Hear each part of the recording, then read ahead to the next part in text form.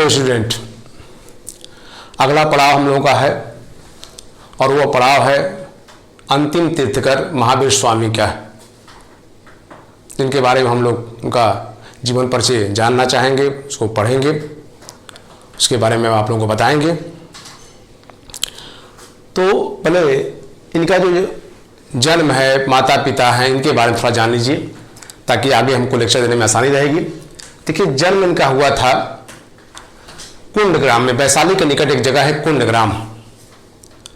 अलग अलग किताबों में कहीं कहीं 599 दिया है, कहीं कहीं 540 दिया है, तो उसमें आप भ्रम में मत पड़िए, उनका टाइमिंग कभी नहीं पूछता। हाँ, जगह पूछता है कहाँ पे हुआ था, तो कुंडग्राम में हुआ था। पिता का नाम सिद्धार्थ था, ध्यान रखिएगा। उधर गौतम बुद्ध के पिता का, गौतम बुद्ध के बचपन का नाम सिद्धार्थ था। माता का नाम त्रिशला था। पत्नी यशोदा, उधर गौतम बुद्ध की पत्नी यशोधरा। वंश ज्ञात्रिक वंशीय थे। आप लोग को बता दें कि चिन्ह इनका जो है, हम बताए थे सिंह है, ध्यान रखिएगा। हम अगले वीडियो में जो जाने थे तो इनका जो है चिन्ह वो सिंह था। बेटी प्रियदर्शना अड़ोजा, इसका एक नाम हमें मिलता है। गृह त्याग इन्होंने 30वें वर्ष में किया था। ज्ञान की प्राप्ति जिन्भिग्राम के निकट होती रही, पारिका नदी के तट पर, जिसके अभी हम चर्चा लेक्चर में करने जा रहे हैं। उपदेश दिए थे अर्धमागधी भाषा में, ये ध्यान रखिएगा। अर्धमागधी भाषा कई बार पूछा है, इन्होंने अर्धमागधी भाषा में दिए, जो प्राकृत का एक रूप माना जाता है। और मृत्यु हुई थी इनकी पावापुरी में। अब थोड़ा सा महावीर के बारे में जाना जाए, और चीजें बातें हम बताते रहेंगे आप लोगों को।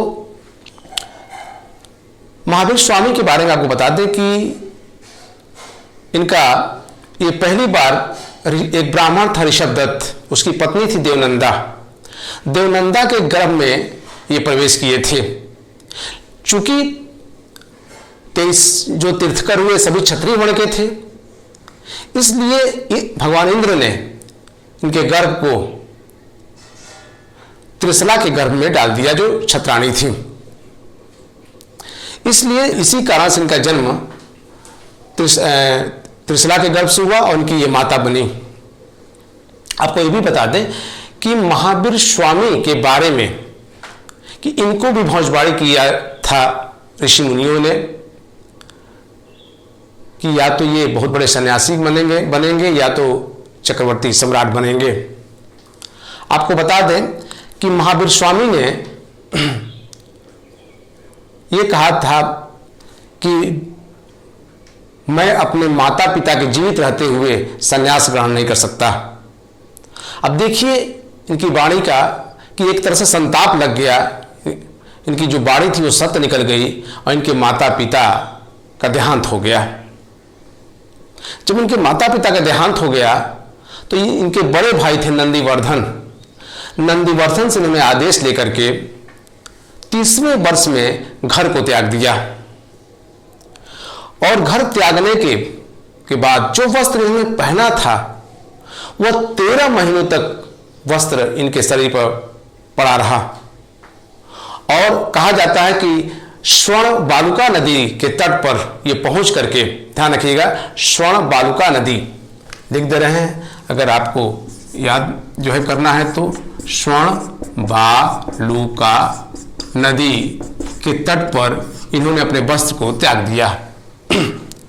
इसके पहले सुगवन नामक एक उद्यान में अशोक के वृक्ष के नीचे अपने जितने आभूषण पहने थे उसको त्याग दिया था। जब घर से त्यागा था उसके कुछ दिनों के बाद ही। और इस तरह से यह निर्लेट होकर के, नंगे होकर के ज्ञान की खोज में भटकते रहे। इस अवस्था में कोई भी हो जाएगा तो लोग समझेंगे कि पागल हो गया है। आज के भी डेट में हम यही सोच सकते हैं, आप भी यही सोच सकते हैं। तो लोग कहेंगे इसका दिमाग खराब हो गया है। लोगों ने इनके ऊपर पत्थर फेंके, इनको मारे पीटे, कुत्ता से दौड़ाए भी, गाली भी दी इनको, लेकिन जो उद्देश्य लेके निकले थे महावीर स्वामी, उस उद्देश्य से भटके नहीं। अनवरत अपने ज्ञान की खोज में इधर उधर ये भटकते रहे। आपको बता दें इसी कड़ी में ये नालंदा पहुंचे। नालंदा जब ये पहुंचे वहां पर एक सन्यासी से इनकी भेंट हुई, उसका नाम था मखली गोशाल, मखली पुत्र गोशाल। उनके बारे में हम आगे चर्चा कर देंगे। 6 वर्षों तक, ध्यान रखिएगा, मखली पुत्र गोशाल 6 वर्षों तक इनके साथ साधना में लगा रहा, लेकिन लगता है किसी बात को लेकर मतभेद हो गया तो वह इनसे अलग हो गया। यही मखली पुत्र गोशाल ने आजीवक संप्रदाय की स्थापना किया था। आपको बता दें कि इस तरह से ये आगे चलते रहे और 12 वर्षों के कठोर तपस्या के बाद ऋजुपालिका नदी के तट पर साल के वृक्ष के नीचे इनको ज्ञान की प्राप्ति हुई, कैवल्य हुआ, कैवल्य की प्राप्ति हुई, ज्ञान की प्राप्ति हुई। और इसके बाद यह केवलिन कहलाए, जिन कहलाए, अहर्त कहलाए, महावीर कहलाए, शूरवीर कहलाए, कई नामों से इनको जाना जाता है। ये सब ज्ञान के प्राप्ति के बाद ही हुआ था। हमने अभी चर्चा किया कि जब इनको ज्ञान मिला तो पहला, चूंकि गौतम बुद्ध की तरह ये भी वर्षा ऋतु में रुकते थे, अन्य ऋतुओं में अपने विचारों का प्रचार प्रसार करते थे, तो पहला इन्होंने जो वर्षावास बिताया था वह था अस्तिका ग्राम। ध्यान रखिएगा, वह था अस्तिका ग्राम में पहला वर्षावास बिताया था। और अंतिम वर्षावास भी है, याद रखिएगा, पावापुरी में बिताया था। पावा अंतिम, जहां पर इनकी मृत्यु हुई थी।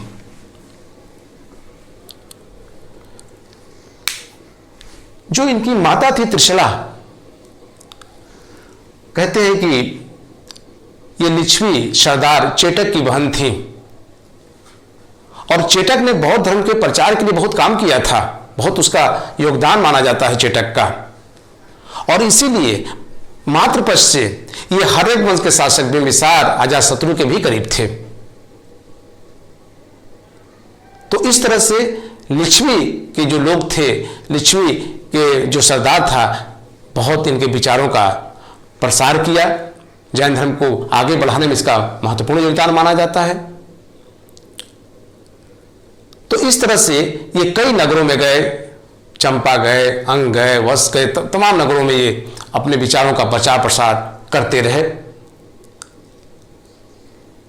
कहते हैं कि इन्होंने पावापुरी में 11 ब्राह्मण को शास्त्रार्थ में पराजित किया था और कहा जाता है कि इनके विद्वता से वो प्रभावित होकर के 11 ब्राह्मणों ने इनके मत में दीक्षित हो गए थे। आपको बता दें, जिन्हें गणधर कहा जाता है, ध्यान रखिएगा, 11 गणधर, गणधर इसका अर्थ होता है शिष्य। इनको आप शिष्य कह सकते हैं, शिष्य कह सकते हैं, 11 गणधर। इनमें से उनके जीवन काल में ही 10 की मृत्यु हो गई। केवल एक ऐसा गणधर था, सुधर्मन, ये याद रखिएगा आप लोग, सुधर्मन जो जिंदा था। और इनके मरने के बाद सुधर्मन जैन संघ का अध्यक्ष बना था। कहते हैं कि महावीर स्वामी के 20 वर्षों तक ये अध्यक्ष बना रहा। उसके बाद से सुधर्मन के मरने के बाद जम्बू स्वामी जैन संघ का अध्यक्ष बना। वह, ध्यान रखिएगा, जम्बू स्वामी, जम्बू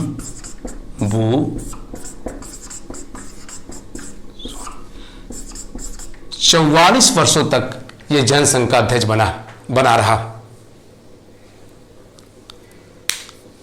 तो इस तरह से महावीर जो है का जो प्रचार प्रसार वो आगे लगातार चलता रहा।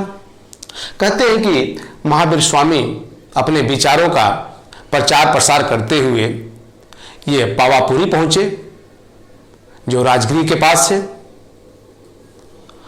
और वहीं पर इन्होंने अपने प्राण को त्याग दिया। लंबे टाइम तक इन्होंने अपने विचारों द्वारा जनमानस को संबोधित किया। दरअसल महावीर स्वामी और गौतम बुद्ध उस भाषा का इस्तेमाल किए थे जो भाषा आम लोगों की थी, क्योंकि आप जानते हैं वैदिक धर्म में संस्कृत भाषा बोलचाल में प्रयोग किया जाता था और जितने यज्ञ होते थे उसमें संस्कृत का ही प्रयोग किया जाता था। और संस्कृत आम लोगों की भाषा नहीं थी, कुछ विशेष लोगों की भाषा थी। इसीलिए उस भाषा को उन्होंने त्याग करके उस भाषा को इस्तेमाल किया था जो जनमानस को समझ में आए। और यही कारण था कि जहां जहां गए महावीर स्वामी, उनके विचारों का लगातार प्रभाव पड़ता चला गया और बड़े पैमाने पर इन्होंने अपने अनुयायी बना लिए। अभी हम जैसे चर्चा कर रहे थे कि इनको अन्य नामों से जाना जाता है। कल्पसूत्र में यह पता चलता है, जो घर इन्होंने त्यागा था कल्पसूत्र से पता चलता है, और अचरांग सूत्र से इनके जीवन का जो कठोर, जो 12 वर्षों तक कठोर बिताया था, तो अचरांग सूत्र से पता चलता है। जो काया कलश जीवन बिताया था, जो तप किया था, जो साधना किया था, तो ये अलग अलग चीज़ों के बारे में स्पष्ट रूप से जानकारी मिलती जाती है।